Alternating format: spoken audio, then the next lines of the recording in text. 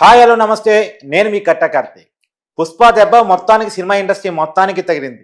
అందుకనే పుష్పని ఇప్పటికీ మెగా కుటుంబం అవాయిడ్ చేస్తుందా? నిన్న రేవంత్ రెడ్డితో భేటీకి అల్లు అర్జున్ ఇష్యూ చర్చకు వస్తుందని తెలిసే చిరంజీవి వెళ్ళలేదా? అల్లు అర్జున్తో కలవటం ఇష్టం లేకనే ఈ రోజుకి ఆంధ్రప్రదేశ్ డిప్యూటీ సీఎం జనసేన అధినేత పవన్ కళ్యాణ్ అల్లు అర్జున్కి అపాయింట్మెంట్ కూడా ఇవ్వలేదా? 2 సార్లు హైదరాబాద్ వచ్చి కూడా అల్లు అర్జున్ని కలవకపోవటానికి కారణం ఏంటి? మెగా కుటుంబానికి అల్లు అర్జున్ మీద పీకల దాకా కోపం ఉందా? చిరంజీవి చెప్పినా కానీ వినకుండా ప్రెస్ మీట్ పెట్టడం మీద మెగా ఫ్యామిలీ చాలా గుర్రుగా ఉందా? అసలేం జరుగుతుందో చర్చించుకునే ప్రయత్నం చేద్దాం. మనతో ఉన్నారు సామాజిక రాజకీయ విశ్లేషకులు కొత్త రాజేంద్రబాబు గారు. సార్ నమస్కారం. సార్ నమస్తే కార్తీక్. సార్ 2 సంఘటనలు. ఒకటి, పవన్ కళ్యాణ్ గారు ఈ మధ్య కాలంలో 2 సార్లు హైదరాబాద్ వచ్చిపోయారు. కానీ అల్లు అర్జున్ కలుద్దామని ఎంత ట్రై చేసినా అపాయింట్మెంట్ ఇవ్వలేదు. ఒక ఇష్యూ.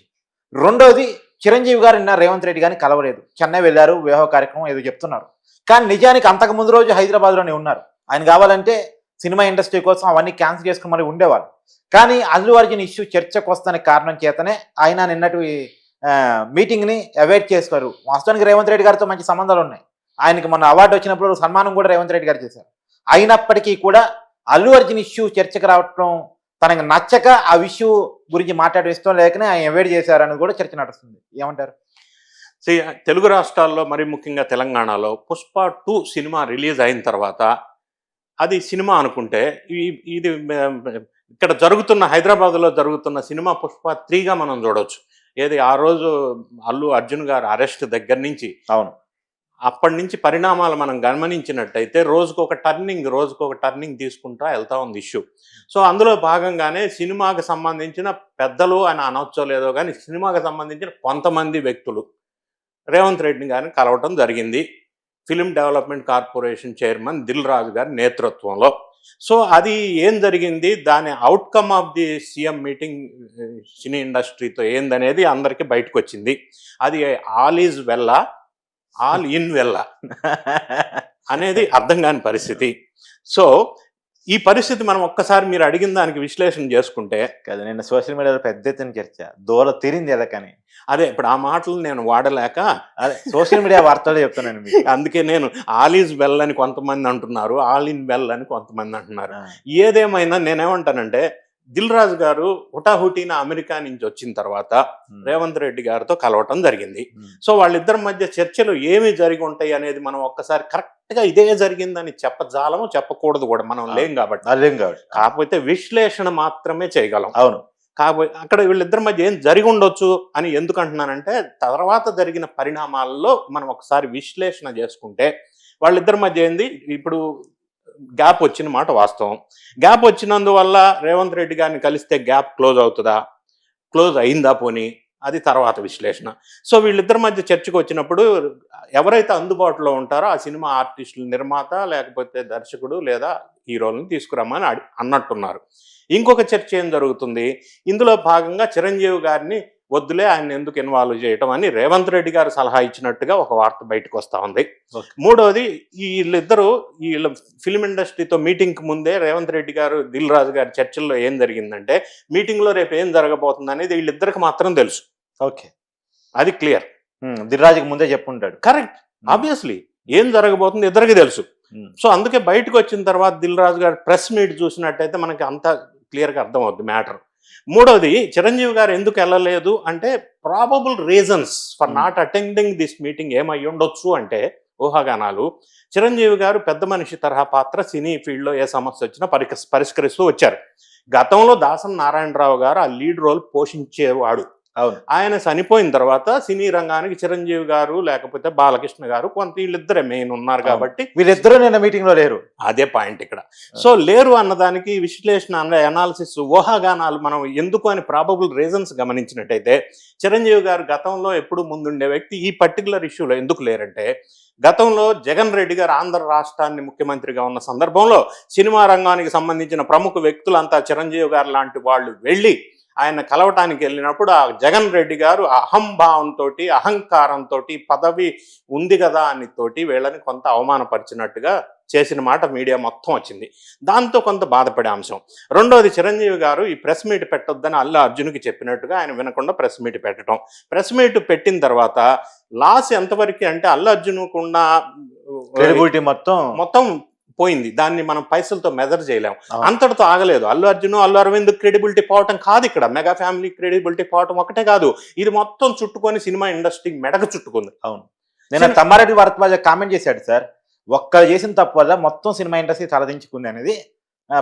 చాలా సీనియర్ ఆయన డైరెక్టర్. మీ పాయింట్కి నేను వస్తాను. తమ్మారెడ్డి భరద్వాజ కామెంట్ ఎందుకు చేశాడు, దాని వెనక ఇప్పుడు చాలా మందికి తెలియని ఒక వ్యక్తి ఉన్నాడు. అది కూడా నేను విశ్లేషణ చేస్తా. నేను మర్చిపోతే గుర్తు చేయండి. చిరంజీవి గారు వెళ్ళకపోవటానికి ఒకటి ఈ కారణం. రెండోది, మూడో కారణం ఏమంటే, ఇప్పుడు ఈయన వెళ్తే అల్లు అర్జున్ని ప్రొటెక్ట్ చేయడానికి, అల్లుడిని ప్రొటెక్ట్ చేయడానికి వచ్చారని ఒక అపవాదు రావచ్చు. మూడో రీజన్. నాలుగో రీజన్, వాళ్ళ కొడుకు సినిమా సంక్రాంతికి రిలీజ్ అవుతుంది, దానికి బెనిఫిట్ షో లేకపోతే పైసలు టికెట్ రేటు పెంచుకోవడానికి అడగటానికి వెళ్ళినట్టుగా స్వార్థం కనిపిస్తుంది.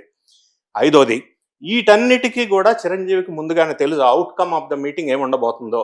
అయినా తెలిసినప్పటికీ అటెండ్ అవటం వల్ల పెద్ద మనిషి తరహా ఇమేజ్ డ్యామేజ్ అవటం తప్ప సాధించేది ఏమీ ఉండదు. ఒక్కసారి సాధించేది ఏమీ లేదని తెలిసి కూడా మీటింగ్కి ఎవరు వెళ్ళరు కదా. అవును. ఈ కారణాలన్నిటి వల్ల ఆయన మీటింగ్ అవాయిడ్ చేసి ఉండొచ్చు. సో ఇదే విధంగా ఆలోచించి పవన్ కళ్యాణ్ గారు కూడా ఆ రోజు ఇక్కడ ఉండి కూడా ఇంటికి వెళ్ళలేదు. ఆ తర్వాత జరిగిన పరిణామాల వల్ల అల్లు అర్జున్ అపాయింట్మెంట్ అడిగితే పవన్ కళ్యాణ్ అవాయిడ్ చేస్తూ వస్తున్నమాట వాస్తవం. వీళ్ళిద్దరూ ఎందుకు అవాయిడ్ చేస్తున్నారంటే, ఇందులో ఇన్ని అంశాలు, ఊహాగానాల్లో మనకి అనిపిస్తున్న అంశాలు ఇన్ని ఉన్నాయి. ఇవి కాకుండా ఇంకా కొన్ని ఊహాగానాలు ఏమవుతుందంటే, వీళ్ళిద్దరు ఫ్యామిలీస్ మధ్య కొంత ఇంకా మళ్ళీ గ్యాప్ పెరిగిందా, లేదు చిరంజీవి గారు తలుచుకుంటే, పవన్ కళ్యాణ్ గారు తలుచుకుంటే ఇష్యూ తొందరగా క్లోజ్ అయ్యేది కదా. అవును. ఇది కూడా కొన్ని కారణాలు ఉన్నాయి. సో వీళ్ళిద్దరూ రేవంత్ రెడ్డి చాలా క్లోజ్ నిజానికి. Yes, of course. కానీ వాళ్ళ డైరెక్షన్ లో అల్లు అర్జున్ లేడు కాబట్టి వాళ్ళు ఇన్వాల్వ్ కాలేదు. ఈ కారణాలు అన్ని అయ్యి ఉండవచ్చు. రెండోది, ఇందాక మీరు తమ్మారెడ్డి భరద్వాజ సీనియర్ నిర్మాత, దర్శకుడు, సినీ ఫీల్డ్ లో పెద్ద మనిషిగా వ్యవహరిస్తూ వచ్చారు. ఆయన ఒక కామెంట్ లో మీరు బాగా గమనించినట్టయితే, ఈ హీరోకి ఎవరు సలహా ఇస్తున్నారో ఆ ఒక్కరి తప్పు సలహా మూలంగా ఇంత కథ జరిగింది అని ఆయన ఒక మాట అన్నారు. దీన్ని ఇంకా లోతుగా విశ్లేషణ చేస్తే చాలా మందికి తెలుసో తెలీదో, ఈ అల్లు అర్జున్కి ప్రధానంగా ఆ రోజు సంధ్యా థియేటర్లో అల్లు అర్జున్ పుష్ప 2 సినిమా చూస్తున్నప్పుడు అల్లు అర్జున్ పక్కనే ఒక వ్యక్తి కూర్చొని ఉన్నారు. ఆయన పేరే శరత్ చంద్ర నాయుడు, శరత్ బన్నీ అంటారు.